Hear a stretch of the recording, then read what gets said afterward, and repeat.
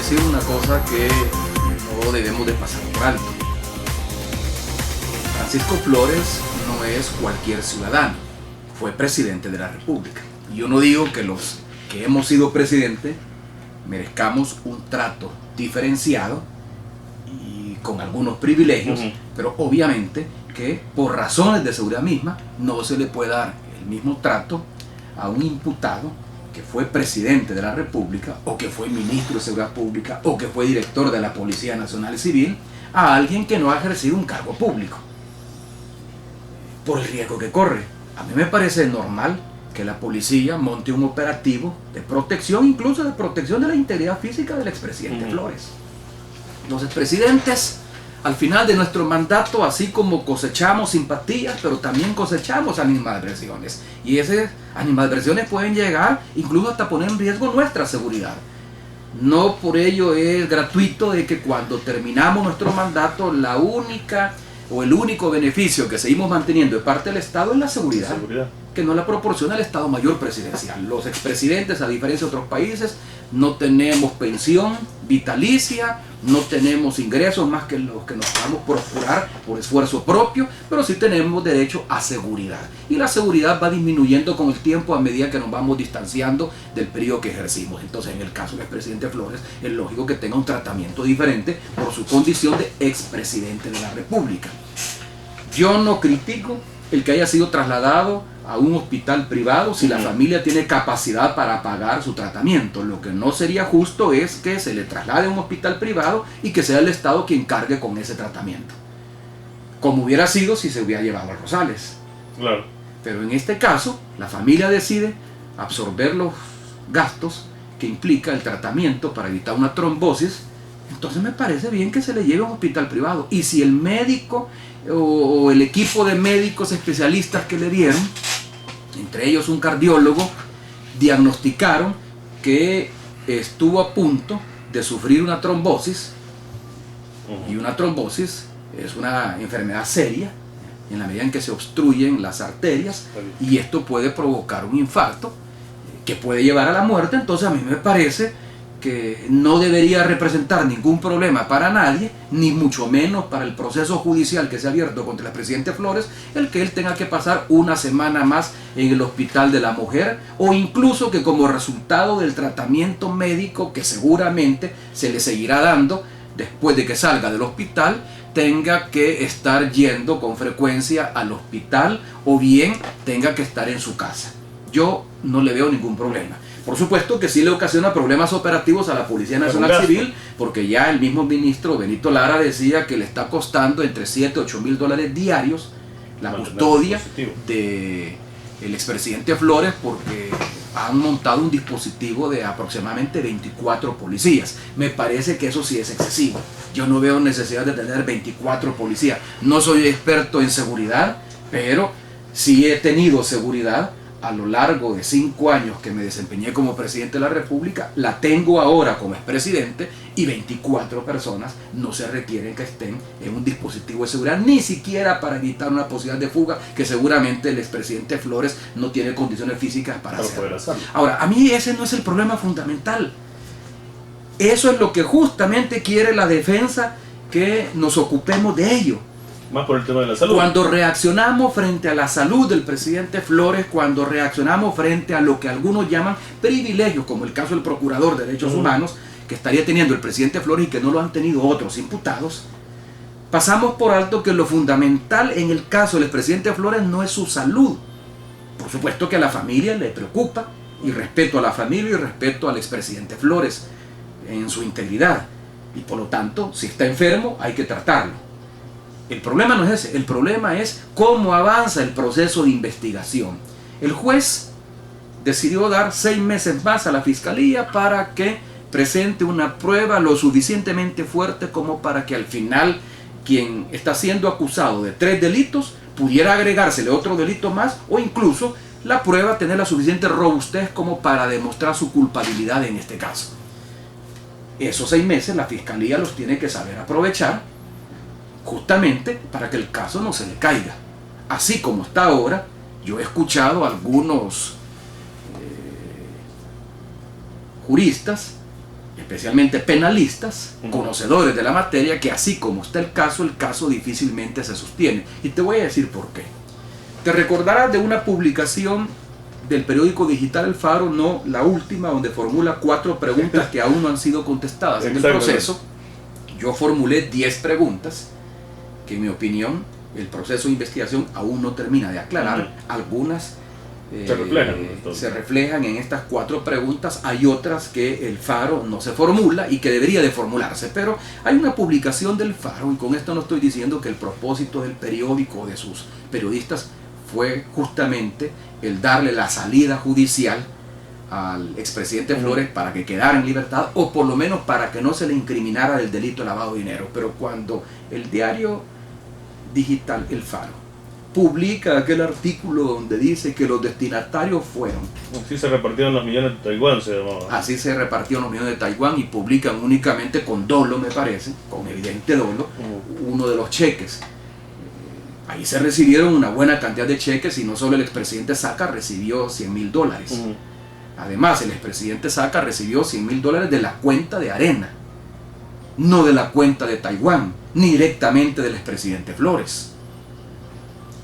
Si esos $100,000 provenían de Taiwán, que eso hay que demostrarlo, y es muy difícil demostrarlo, por eso es que digo que le han dado la salida judicial al caso para que el expresidente Flores sea sobreseído si se le llegara a incriminar por el delito de lavado de dinero, es porque no hay manera de demostrar que los fondos de Taiwán entraron a las cuentas de Arena, sobre todo si siguieron un proceso de intermediación en la cual los fondos se depositan en el Instituto Libertad, en el Instituto Rodríguez Por. Del Instituto Rodríguez Por se autoriza para que esos fondos se trasladen a las cuentas de Arena, y de las cuentas de Arena el dinero se le da al expresidente Saca. Pero ¿cómo demostrar que esos $100,000 que recibe el expresidente Saca venían de ese fondo de Taiwán y no venían de la deuda política o de las aportaciones privadas que tradicionalmente, y el gobierno del expresidente Saca no fue la excepción, suelen dar grupos empresariales tanto salvadoreños como de la región? Ahora, algún registro debe existir a nivel de bancos. Digo, bueno, esa es la investigación que habría que hacer, pero aún así, sí que el problema es que ese cheque que recibe el expresidente Saca se lo da Arena, no se lo da Taiwán, ni se lo da el presidente Flores. No es que el presidente Flores recibe el cheque de China Taiwán, lo endosa y se lo traslada al presidente Saca. Sencillamente, al presidente Saca, como otros funcionarios de su gobierno que formaban parte, 146 cheques, pueda que hayan sido más incluso. Esos son los que filtró Arena, porque yo estoy seguro que fue Arena quien los filtró. Estoy seguro que fue Jorge Velado quien los filtró. Porque es Jorge Velado el que ha estado insistiendo de que no es la Arena de ahora la que debe ser investigada y pagar pecados ajenos. Quien tiene que pagar es la Arena, el COENA y quien era el candidato presidencial de la época en que el expresidente Flores recibió la ayuda de Taiwán. Entonces a mí no me cabe ninguna duda que él seguramente filtró los cheques, porque además esos cheques tienen que estar en la contabilidad de Arena. Entonces los filtra. No creo que haya sido la institución bancaria, porque existe sigilo bancario, los tiene que haber filtrado alguien de Arena. Y él perfectamente pudo haber dado la autorización para ello, de esa manera descargar responsabilidades sobre el COENA actual y para que el caso no siga pesando en el desempeño electoral de Arena. Pero insisto, en la medida en que se considera que esos son los destinatarios y que el expresidente Saca fue uno de los destinatarios, se le da la salida judicial para que sea sobreseído o para que no sea incriminado por el delito de lavado de dinero, porque ¿cómo el Ministerio Público va a demostrar que esos $100,000 provenían de los fondos de cooperación de China-Taiwán y que por lo tanto su destino al final fue desviado y llegó hasta las arcas del partido Arena y finalmente hasta el candidato presidencial de aquel entonces, cuando ya había ganado y por lo tanto ya había recibido la deuda política?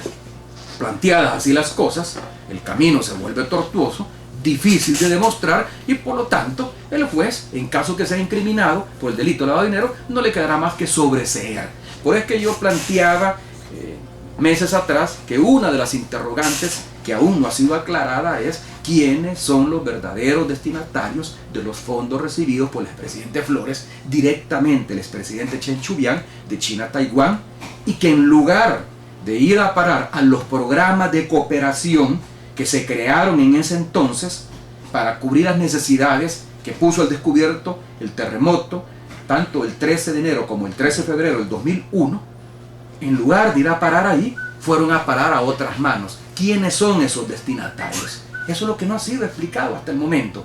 No me trago que el destinatario pudo haber sido, pero no me trago que el único destinatario fue el Partido Arena, a través de sus cuentas oficiales con las cuales se financió la campaña del expresidente Saca. Además, de acuerdo al reporte de operaciones sospechosas que envió la Red de Investigación de Crímenes Financieros del Departamento del Tesoro, allá por el 2003, principios del 2004, y que lo volvió a enviar el año pasado a la Unidad de Investigación Financiera de la Fiscalía General de la República. De acuerdo a ese reporte de operaciones sospechosas, uno de los cheques que envió, uno de los tantos cheques que envió China a Taiwán desde su banco en Nueva York, el Bank of China de Nueva York, uno de esos cheques tenía como destinatario el Partido Arena, la campaña presidencial, y fue eso lo que le llamó la atención a la inteligencia financiera, porque en primer lugar no hay reelección en El Salvador y por lo tanto no podía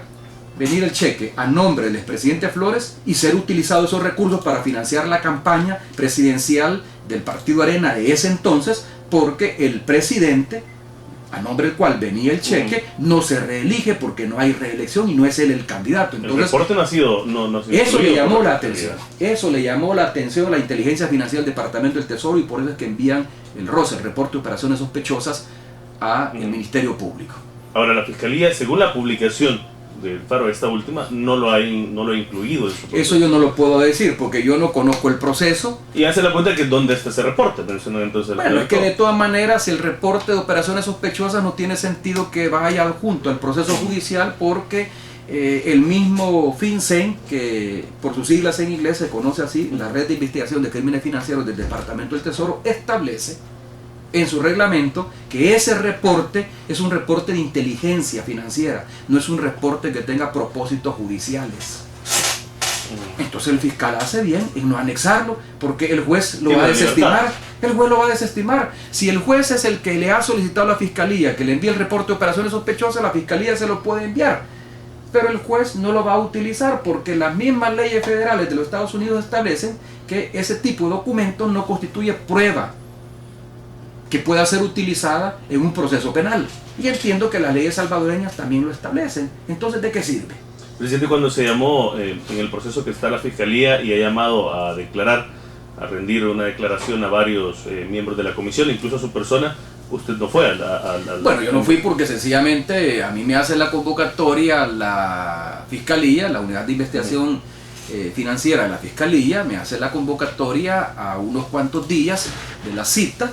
No me la hace a mí directamente, sino que a quien fue mi abogado cuando yo presenté cargos contra Ernesto Mason, y sencillamente, sin preguntarme, me convocan un día a una hora en que yo tenía otro compromiso que no lo podía mover. Entonces, a través de correo electrónico yo mandé a avisar que no me podía hacer presente. Y mandé también una nota por escrito, pero hasta el día siguiente, poco después de que se hubiese tenido la cita en caso hubiera asistido. No es que quisiera esconder algo o no tuviera el coraje necesario para enfrentar a la Fiscalía. En este caso no tengo nada que deber ni nada que temer. Al contrario, yo tuve el coraje de hacer público un reporte de operaciones sospechosas que, de acuerdo a las leyes federales de los Estados Unidos, no se puede hacer público. De acuerdo a las leyes salvadoreñas, yo no tengo ningún problema en hacerlo público. Y yo, como presidente y ahora como ciudadano, me debo a las leyes y al ordenamiento jurídico salvadoreño, no al ordenamiento jurídico de los Estados Unidos. Ahora, en ese proceso ni siquiera siempre se preguntó qué va a pasar con el tema, la investigación que iba a paralela la Asamblea Legislativa, donde incluso Balzaretti, no sé si es expresidente o sigue siendo presidente de la Fundación José Antonio Rodríguez Porras, dijo claramente que sí habían recibido el dinero. ¿Ha habido como algún tipo de negativa? El fiscal, por ejemplo, eso lo decide el fiscal, ¿no? Alex, eso lo decide el fiscal. Quien tiene por mandato constitucional el monopolio de la investigación del delito es la Fiscalía General de la República. La Asamblea Legislativa, por mandato constitucional, puede investigar asuntos de interés nacional, pero sus informes no son vinculantes. Y así lo establece la Constitución. Aunque el informe establezca que lo que hay que investigar son más de 80 millones de dólares, es la fiscalía la que decide por cuántos millones de dólares es que se acusa al expresidente Flores. Aunque la fiscalía, o más bien aunque la Asamblea Legislativa a través de su comisión especial le recomiende a la fiscalía abrir un expediente por otros delitos, y no solo por peculado y enriquecimiento ilícito, sino que por otros delitos, cohecho impropio, actos arbitrarios y lavado de dinero, es la fiscalía la que decide si abre o no abre un expediente sobre esos delitos. Unos porque ya prescribieron, y otros porque aunque no están prescritos, como el caso de lavado de dinero, según la fiscalía no hay suficientes elementos de prueba como para poder imputarle al expresidente Flores que lavó dinero, blanqueó dinero. Mi opinión es otra. Mi opinión es que ahí hay un insumo importante que da el Departamento del Tesoro de los Estados Unidos. Ahí hay un informe de inteligencia financiera que levanta sospechas, y por eso que se llama reporte de operaciones sospechosas. No quiere decir que es un reporte ya concluyente, porque el Departamento del Tesoro no tiene capacidad de investigar los movimientos realizados por un ciudadano salvadoreño, y mucho menos de juzgar. Pero la Fiscalía sí. La Fiscalía toma ese reporte como insumo para su investigación. A partir de ese reporte establece coordenadas, establece una mecánica a seguir, define cómo investigar, y una vez investigado ese delito, si tiene suficientes elementos de prueba, presenta la acusación ante el juzgado correspondiente. Hasta ahora la Fiscalía no lo ha hecho. No sé por qué. Tampoco voy a juzgar a la Fiscalía de incompetente porque no lo ha hecho.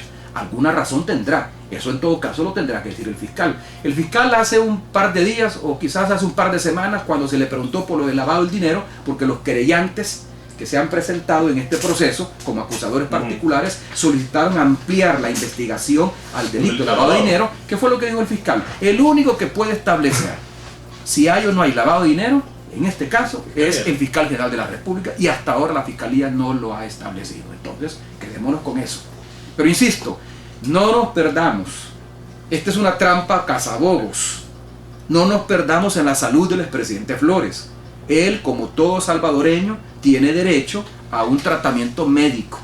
Si está a punto de sufrir una trombosis, pues hay que evitarle complicaciones en su salud.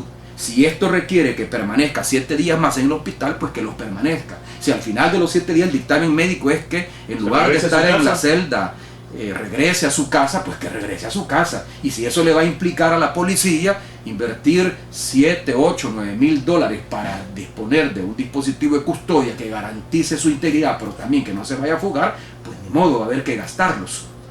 Aunque se pueden hacer ajustes y poner un dispositivo mucho menor, porque un hombre que está enfermo no tiene capacidad de fugarse. Pero en todo caso, eso no es lo importante. Lo importante es la investigación judicial. Lo importante es si se ha logrado desenredar esta maraña de influencias y de uso patrimonialista del Estado salvadoreño durante la administración del presidente Flores, porque esa es la forma como operaban los gobiernos de arena. Lo que ocurrió con los fondos de cooperación de China-Taiwán ocurrió con bienes públicos. De la misma manera como no hubo transparencia en el uso de los fondos de cooperación de Taiwán, tampoco hubo transparencia en la privatización de la banca. Tampoco hubo transparencia en la privatización de las telecomunicaciones. Tampoco hubo transparencia en la compra de las pensiones. Es decir, en que el sistema previsional del país ya no sea solo público, sino que también sea privado, y haya una red de administradoras de fondos de pensiones que pasaron a manos de los mismos que tenían los bancos en el pasado.